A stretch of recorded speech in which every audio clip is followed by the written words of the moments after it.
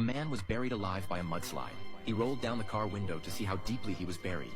But unexpectedly, a large amount of mud poured in through the window. Frightened, he quickly closed the window. Before he could catch his breath, he heard the sound of the sunroof shattering.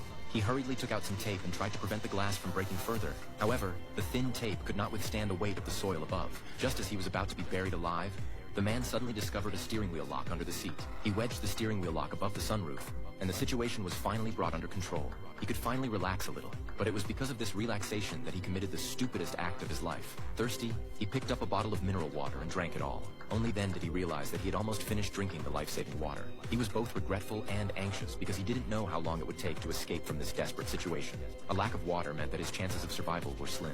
But what's done was done, so he simply picked up the mineral water and drank it all. Even worse, he slowly began to feel short of breath because the oxygen in the car was running out. If he didn't come up with a solution, the man would suffocate to death. He quickly took out a folding chair that was idle in the car, and then pulled out the hollow steel tube from the folding chair. Next, the man removed the cap from the mineral water bottle, and then drilled a small hole in the cap with a nail clipper. Then, he found some hemp rope, tied a dead knot, and threaded it through the bottle cap. Finally, he stuffed the hemp rope into the hollow steel tube and let the bottle cap seal the mouth of the tube.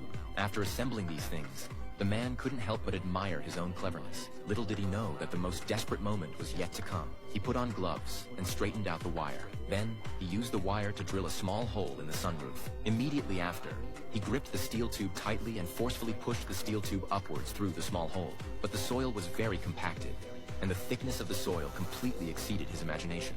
The entire 1.8-meter-long steel tube failed to extend to the ground surface.